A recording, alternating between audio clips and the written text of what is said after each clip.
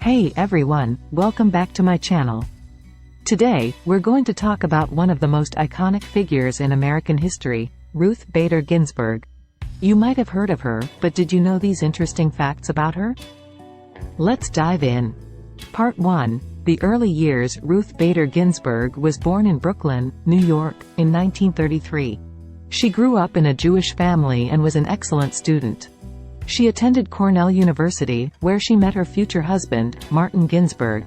She then went to Harvard Law School, where she was one of only 9 women in a class of more than 500 students. Part 2. The struggle after graduating from law school. Ruth Bader Ginsburg faced a lot of discrimination as a woman in the legal profession. She struggled to find a job and was turned down by several law firms because of her gender. She eventually landed a clerkship with a federal judge and went on to become a professor at Rutgers Law School. Part 3. The landmark cases. Ruth Bader Ginsburg is known for her work on landmark cases related to gender equality.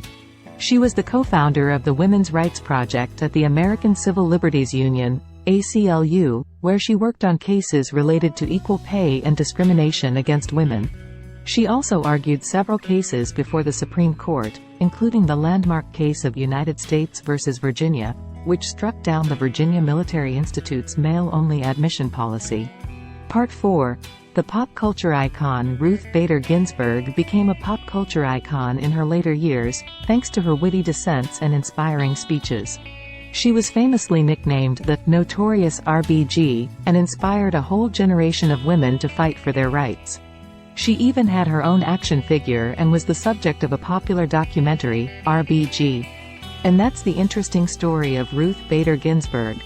From her early struggles to her landmark cases and pop culture icon status, she was truly an inspiration to millions. Her legacy continues to inspire people around the world to fight for gender equality and human rights. Thank you for watching, and I'll see you in the next video.